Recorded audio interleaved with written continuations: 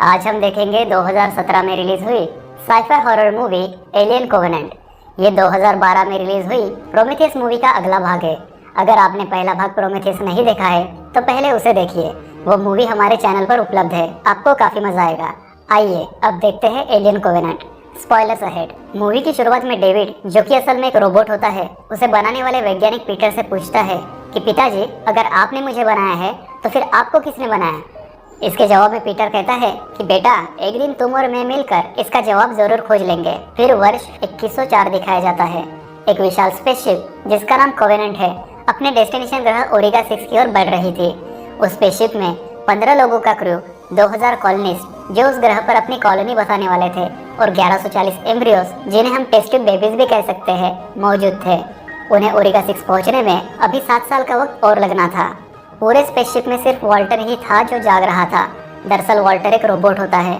Walter movie की शुरुआत में दिखाए गए रोबोट डेविड जैसा हुबहू नजर आता है, लेकिन वॉल्टर डेविड के आगे के जनरेशन का रोबोट था। स्पेसशिप में बाकी सभी लोग ओमेगा 6 ग्रह पर पहुंचने तक अगले 7 साल के लिए हाइपर स्लीप यानी गहरी लंबी नींद में सो रहे थे। फिर वॉल्टर स्पेसशिप के विशाल सेल्स को रिचार्ज करने का प्रोसेस शुरू करता है। वो रिचार्ज करने के लिए स्पेसशिप पर एक बहुत बड़ी छतरी को खोल देता है। स्पेसशिप के एनर्जी सेल्स रिचार्ज होने लगते हैं। वॉल्टर एम्ब्रियोस की जांच करता है और जो एम्ब्रियो खराब हो गया था उसे हटा देता है। तभी एक शॉकवेव्स की आंधी उफनती हुई आती है और उनके स्पेसशिप की रिचार्ज छतरी को काफी नुकसान पहुंचाती है। स्पेसशिप बुरी तरह से कंपन करने लगता है। वॉल्टर तुरंत ही सभी क्रू मेंबर्स को जगाता है। शॉकवेव्स के झटके से बहुत से कॉलोनिस्ट के स्लीपिंग चेंबर नीचे गिर जाते हैं। वॉल्टर शॉर्ट सर्किट से लगी आग को बुझाता है। इस हादसे में उनके कैप्टन की स्लीपिंग चेंबर में ही जलकर मौत हो जाती है। कुल 47 कॉलोनिस्ट, 16 एम्ब्रियोस और स्पेसशिप के कैप्टन की इस हादसे में मौत हो गई थी। अब ओरम को स्पेसशिप का नया कैप्टन बनाया जाता है, लेकिन उसमें आत्मविश्वास, अनुभव और निर्णय क्षमता की कमी थी। वो चीजों को सभी पहलू से बारीकी से सोचने में सक्षम नहीं था। उन्हें स्पेसशिप को रिपेयर करने में 48 घंटे का समय लगना था। वे उस क्षेत्र से जल्द निकलना चाहते थे, इससे पहले कि वहाँ दोबारा तूफान आए। कैप्टन की पत्नी और इस कहानी की अहम किरदार डैनियल्स अपने पति की अकस्मात मौत से काफी दुख और सदमे में थी। वो वॉल्टर को बताती है कि उसके पति का सपना था कि वो जब नए घर ओमेगा 6 में पहुंचेंगे तो वहाँ तालाब के किनारे एक लकड़ी का छोटा सा घर बनाएंगे। फिर डैनियल्स अपने पति को अंतिम विदाई देते हुए उसकी लाश को अंतरिक्ष में विसर्जित कर देती है। फिर वे लोग स्पेसशिप के क्षतिग्रस्त हिस्सों की मरम्मत करते हैं। पायलट जब मरम्मत पूरी करके स्पेसशिप में लौट रहा होता है, तभी उसे कुछ दूरी पर तेज रोशनी के साथ कुछ तीखी आवाजें सुनाई देती है। उसके हेलमेट में सब रिकॉर्ड हो जाता है। स्पेसशिप में पहुंचकर जब वे उस रिकॉर्डिंग को सुनते हैं तो पायलट पकड़ लेता है कि दरअसल वो आवाज महज एक आवाज नहीं बल्कि एक मशहूर गाना है। वो सभी आश्चर्यचकित हो जाते हैं कि पृथ्वी से इतनी दूर किसी गाने का सिग्नल कैसे सुनाई दे सकता है। वे लोग उस आवाज के सिग्नल के स्रोत का पता लगा लेते हैं। उनके स्पेसशिप से मात्र कुछ ही हफ्तों की दूरी पर एक सौर मंडल में 5 ग्रह घूम रहे थे। इसमें चौथे नंबर का ग्रह जीवन अनुकूल प्रतीत हो रहा था। उसमें पृथ्वी समान वातावरण, गुरुत्वाकर्षण, महासागर और महाद्वीप भी थे। बस यहीं से वो गाने वाला सिग्नल आ रहा था।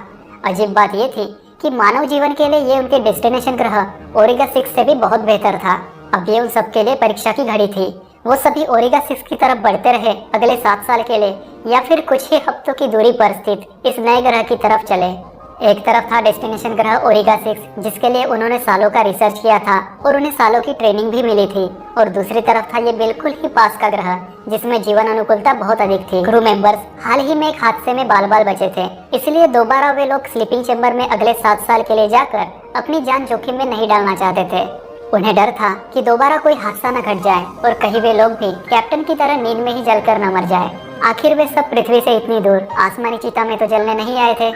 डैनियल्स नए कैप्टन को समझाने की कोशिश करती है कि इस गाने के सिग्नल वाले नए ग्रह में जाना बिल्कुल भी ठीक नहीं है, क्योंकि उन्होंने कई दशक की डीप रिसर्च और मेहनत के बाद ओमेगा 6 का चयन किया था। उसके लिए उन्होंने लंबी कंटिन्यूअस ट्रेनिंग भी हासिल की थी, जबकि हाल ही में मिले गाने के सिग्नल वाले नए ग्रह के बारे में उन्होंने कोई रिसर्च भी नहीं किया था। डैनियल्स का मानना था कि इंसानी आवाज में गाना, वो भी उस ग्रह से जहाँ इंसानी जीवन है ही नहीं, एक बिल्कुल परफेक्ट ग्रह का अचानक से दिखना जो इंसानी जीवन के लिए इतना अनुकूल प्रतीत हो रहा है, ये सारे पॉइंट्स अपने आप में जीवन के कम और खतरे के निशान ज्यादा लग रहे हैं। कैप्टन डैनियल्स को समझाता है कि ये नया ग्रह मानव जीवन के लिए एक बेहतर विकल्प साबित हो सकता है। रही बात अचानक से दिखने की, तो हो सकता है कि उनसे ये ग्रह रिसर्च करते वक्त मिस हो गया हो। कैप्टन इस बात पर भी जोर देता है कि वैसे भी कोई भी क्रू मेंबर 7 साल के लिए फिर से स्लीपिंग चेम्बर में जाकर अपनी जान खतरे में नहीं डालना चाहता है। फाइनली कैप्टन डैनियल्स की बातों को खारिज करते हुए जहां से गाने के सिग्नल मिल रहे थे उसी ग्रह की ओर स्पेसशिप का रुख करता है। क्रू मेंबर्स की एक टीम एक छोटे स्पेस शटल में उस ग्रह के वातावरण में प्रवेश करती है। वायुमंडल के तूफान और झटके को झेलते हुए उनका स्पेसशिप उस ग्रह पर लैंड करता है। उस ग्रह की भौगोलिक संरचना बिल्कुल पृथ्वी जैसी थी। पानी के झरने और कई तालाब भी थे। सबसे आगे वॉल्टर द रोबोट चल रहा था, जिससे कि किसी भी खतरे का सामना होने पर सबसे पहले वो उसका मुकाबला करे। एक क्रू मेंबर जिसका नाम फेरिस होता है उसको स्पेस शटल पर छोड़कर बाकी सब उस ग्रह पर उतर जाते हैं। वो गाने वाला सिग्नल जो कि 8 किलोमीटर पश्चिम से आ रहा था, सब उसकी ओर बढ़ने लगते हैं। उन्हें गेहूं की फसल दिखाई देती है। गेहूं के बाली काफी बड़े थे। वे सोच रहे होते हैं कि आखिर ये फसल यहाँ किसने उगाई। उनमें से करीन और उसका एक साथी पानी का सैंपल लेने रुक जाते हैं और बाकी सब आगे बढ़ जाते हैं। आगे बढ़ने पर उन्हें एक छोटी पहाड़ी नजर आती है, जिसके एक हिस्से में सारे पेड़ कटे पड़े थे, मानो कोई बड़ी सी चीज उन्हें काटती हुई गुजरी हो। तभी एक विचित्र बात की तरफ उनका ध्यान जाता है कि पृथ्वी जैसा वातावरण होने के बावजूद भी वहाँ पर किसी भी किस्म के पशु पक्षी का नामो निशान तक नहीं था। फिर नीचे ग्रह पर गए लोगों को मेन स्पेसशिप से एक मैसेज मिलता है कि तूफान आने वाला है। पानी का सैंपल लेने रुके करीन के साथी का पैर कुछ अंडों जैसी चीजों पर पड़ता है। उन अंडों में से कुछ सूक्ष्म जीव उड़कर उसके कान में घुसकर उसकी त्वचा में समा जाते हैं। उधर आगे गए हुए क्रू को एक अजीब सा दिखने वाला बड़ा और पुराना स्पेसशिप नजर आता है। फिर उन क्रू मेंबर में से एक और के नाक से वैसे ही सूक्ष्म जीव अंदर घुस जाते हैं। अब पहला बंदा जिसके कान से सूक्ष्म जीव अंदर गए थे उसकी तबीयत बिगड़ने लगती है। दूसरी तरफ उस पड़े हुए पुराने स्पेसशिप के अंदर डैनियल्स को डॉक्टर ई शॉ का आईडी टैग मिलता है। वॉल्टर डैनियल्स को बताता है कि डॉक्टर एलिजाबेथ शॉ 10 साल पहले गायब हो चुके स्पेसशिप प्रोमेथियस की चीफ साइंस ऑफिसर थी। उन्हें यह भी पता चलता है कि ये स्पेसशिप वो स्पेसशिप नहीं है जिसमें doctor Elizabeth Shaw space mission पर गई थी। उधर दूसरे क्रू मेंबर्स उस कंट्रोल रूम में पहुंच जाते हैं, जहां पर उन्हें वो होलोग्राम रिकॉर्डिंग देखने मिलती है, जिसमें डॉक्टर एलिजाबेथ शॉ इस स्पेसशिप को उड़ाते हुए गाना गा रही होती है। यही वो गाने वाला सिग्नल था जिसकी तलाश में वो सब यहाँ इस ग्रह पर आए थे। उधर सबसे पहले इन्फेक्टेड हुए करीन के साथी की तबीयत और बिगड़ने लगी थी। उसे सांस लेने में भारी दिक्कत हो रही थी। इस कारण वे लोग स्पेस शटल पर वापस लौटने का निर्णय लेते हैं। तभी दूसरे इन्फेक्टेड क्रू मेंबर की तबीयत भी बिगड़ने लगती है। यहाँ पहले वाले क्रू मेंबर की तबीयत और बिगड़ जाती है और उसे खून की उल्टी होने लगती है। करीन और फेरिस उसे किसी तरह स्पेस शटल के मेडिकल चेंबर में लेकर जाते हैं। उसके इलाज के लिए जैसे ही उसकी टी शर्ट फाड़ी जाती है, पीठ से खून का फव्वारा फट पड़ता है।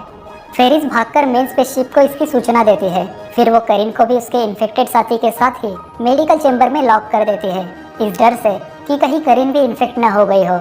करीन फेरिस से उसे बाहर निकालने के लिए मिन्नतें करती है, लेकिन वो नहीं मानती है। वो मजबूर थी क्योंकि वो इन्फेक्शन को और नहीं फैलने देना चाहती थी। इधर क्रू मेंबर की तबीयत बहुत बुरी तरह से बिगड़ जाती है और उसके पीठ से नुकीले कांटे फट पड़ते हैं और फिर उसकी पीठ को फाड़ते हुए उसके अंदर से एक एलियन जंतु बाहर निकलता है। फिर वो एलियन जंतु करीन की ओर बढ़ता है। फेरिस गन लेकर उस एलियन जंतु से निपटने के लिए मेडिकल चेंबर की तरफ भागती है, लेकिन तब तक उस जंतु ने करीन पर हमला कर दिया था। फेरिस जब चेंबर में लौटती है तो खून पर फिसल जाती है। वो चेंबर में उस एलियन जंतु को बंद करके भागती है, लेकिन वो जंतु बाहर निकल आता है। फेरिस उस पर कई राउंड फायर करती है और इस चक्कर में उसकी एक गोली गैस सिलेंडर में लग जाती है और एक भारी धमाके के साथ पूरे स्पेस शटल के परखच्चे उड़ जाते हैं। उधर स्पेस शटल के बाहर दूसरे क्रू मेंबर जिसके नाक से इन्फेक्शन उसके शरीर में घुसा था, उसकी भी हालत बिगड़ने लगी थी। वो दर्द से बुरी तरह तड़पने लगता है। उसका मुंह फाड़कर एक एलियन जंतु बाहर निकलता है और जंगल में भाग जाता है। वॉल्टर ये सब बहुत ही ध्यान से देख रहा होता है। डैनियल्स मेन स्पेसशिप से संपर्क साधने की कोशिश करती है, लेकिन खराब मौसम के कारण उसकी कोशिशें विफल हो जाती है। तभी जंगल से वही जंतु जो थोड़ी देर पहले क्रू मेंबर का मुंह फाड़कर निकला था, कुछ ही मिनट में बड़ा हो गया था। वो जंतु दौड़ता हुआ आता है और डैनियल्स पर लपकता है, लेकिन वॉल्टर बीच में आकर डैनियल्स को बचा लेता है। वो जंतु वॉल्टर का एक हाथ खा जाता है। वो उनके 3 और क्रू मेंबर्स को भी जान से मार देता है। तभी एक रहस्यमय आदमी एकाएक वहाँ पर प्रकट होता है और एक फ्लेयर गन से धमाका करता है, जिससे वो जंतु वापस जंगल में भाग जाता है। वो बाकी बचे हुए क्रू मेंबर्स को उसके पीछे आने को कहता है। वो उन्हें एक विशाल स्टेडियम नुमा शहर में लेकर जाता है, जहाँ चारों ओर हजारों लोगों की पुरानी अकड़ी हुई लाशें थी। जो जिस स्थिति में था उसी हाल में मर गया था। वो उन्हें एक विशाल भवन के अंदर लेकर जाता है। दरअसल ये रहस्यमय आदमी मूवी की शुरुआत में दिखाया गया रोबोट डेविड था, जो कि डॉक्टर एलिजाबेथ शॉ के साथ 10 साल पहले गायब हो चुके स्पेसशिप प्रोमेथियस में क्रू का एक हिस्सा था। डेविड उन सबको आगे बताता है कि सिर्फ वो और doctor Elizabeth Shaw Prometheus spaceship की दुर्घटना में बचे थे और फिर वे दोनों 10 साल पहले एक एलियन स्पेसशिप को उड़ाकर इस ग्रह पर आए थे। वो उन्हें बताता है कि जिस एलियन स्पेसशिप में वो और डॉक्टर एलिजाबेथ शॉ सवार थे उसमें एक खतरनाक वायरस से निर्मित एक जैविक हथियार था जो लैंड करते वक्त गलती से चल गया था।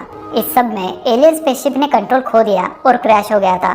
डॉक्टर एलिजाबेथ शॉ उस क्रैश में मारी गई थी। डेविड उन्हें बताता है कि उन सब ने आज जो एलियन जंतु देखे थे वो उसी वायरस के नमूने थे और तब से वो इस ग्रह में फंसा हुआ है। डैनियल्स पूछती है कि क्या उनके मारे गए क्रू मेंबर्स भी उसी वायरस से इन्फेक्ट हुए थे। डेविड कहता है कि बिल्कुल, क्योंकि वायरस डिजाइन ही किए गए हैं किसी भी मांस के बने प्राणी पर आक्रमण करने के लिए, फिर वो चाहे जानवर हो या इंसान। डेविड वॉल्टर को देखकर कहता है, तुम्हारा स्वागत है भाई, क्योंकि वॉल्टर भी डेविड की तरह ही रोबोट था, लेकिन वो डेविड से कई जनरेशन आगे के एडवांस वर्जन का था। डेनियल्स वॉल्टर से कहती है कि उसे यहाँ कुछ गड़बड़ लग रही है। वॉल्टर उसे आशान्वित करता है कि वो डेविड से बात करेगा। वे लोग अपने मेन स्पेसशिप से संपर्क करने की कोशिश जारी रखते हैं। डेविड उन्हें बताता है कि तूफान और खराब मौसम का दौर कई बार कई महीने तक जारी रहता है। उधर पायलट मेन स्पेसशिप को ग्रह के और करीब लेकर जाता है ताकि नीचे क्रू से संपर्क हो सके। डेविड अपने लंबे बाल काट देता है। डेविड उस पल को याद करता है जब वो इस ग्रह पर आया था और कैसे उसने इस ग्रह के लोगों पर जैविक हथियार का इस्तेमाल करके इस ग्रह के लोगों पर वायरस की बारिश कर दी थी, जिससे अगले ही पल पूरे ग्रह पर जीवन समाप्त हो गया था। डेविड वॉल्टर को डॉक्टर एलिजाबेथ शॉ की कब्र दिखाता है। डेविड वॉल्टर को बताता है कि वो डॉक्टर एलिजाबेथ शॉ से प्यार करता था जैसे वॉल्टर डैनियल से प्यार करता है। वॉल्टर कहता है कि ये संभव नहीं है क्योंकि वो दोनों रोबोट है। रात को वही एलियन जंतु जो जंगल में भाग गया था उनके ठिकाने पर आता है और उनमें से एक क्रू मेंबर को मार डालता है। उधर क्रू का अपने मेन स्पेसशिप से संपर्क कायम हो जाता है। काफी देर हो जाने पर जब कैप्टन उस क्रू मेंबर को ढूंढते हुए वहां पहुंचता है तो देखता है कि डेविड उस एलियन जंतु को पुचकार रहा है। तभी कैप्टन उस जंतु को मार देता है। फिर कैप्टन को अपने क्रू मेंबर की लाश दिखती है। वो डेविड को नष्ट करने की धमकी देते हुए पूछता है कि वो उसे सब कुछ सच सच बताए कि असल में वहाँ क्या चल रहा है। डेविड कैप्टन को अपनी प्रयोगशाला में लेकर जाता है। वहाँ वो कैप्टन को वायरस के एम्पल्स दिखाता है जो इस ग्रह के मिलिट्री साइंटिस्ट ने इजाद किए थे। कैप्टन को पता चलता है कि दरअसल उसके क्रू मेंबर्स को मारने वाला एलियन जंतु डेविड का ही बनाया हुआ था। डेविड ने उस वायरस को और ज्यादा डेवलप करके और कई एलियन जंतु बनाए थे। वो धोखे से कैप्टन के ऊपर एलियन जंतु छोड़ देता है। तब तक दूसरे क्रू मेंबर्स भी कैप्टन की तलाश में डेविड की प्रयोगशाला में पहुंच जाते हैं। उधर पायलट एक दूसरा स्पेस शटल लेकर मेन स्पेसशिप से ग्रह की तरफ बढ़ता है। जब कैप्टन को होश आता है तो वो डेविड से पूछता है कि आखिर डेविड चाहता क्या है। डेविड उससे कहता है क्रिएशन, और फिर कैप्टन की छाती फाड़कर एक नया एलियन जंतु बाहर निकलता है। डेविड उस नए जंतु से कम्युनिकेट करता है जैसे एक माँ अपने नवजात शिशु से। असल में डेविड जानता था कि वो एक रोबोट है और वो कभी भी इंसानों की तरह नए जीवन का क्रिएशन नहीं कर सकता। इसीलिए इस कुंठित मानसिकता के कारण वो दिमागी रूप से विक्षिप्त हो चुका था।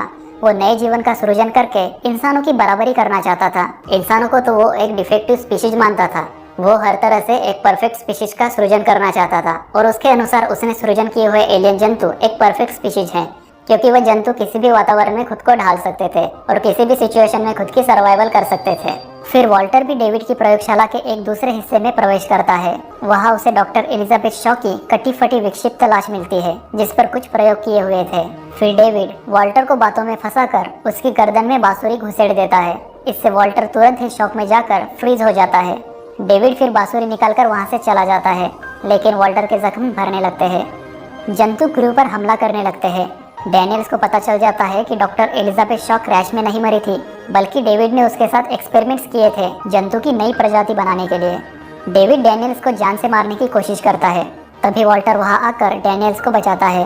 वो बिल्कुल ठीक हो चुका होता है क्योंकि वो डेविड से ज़्यादा एडवांस टेक्नोलॉजी का था। उसके सारे सिस्टम खुद ब खुद ठीक हो गए थे।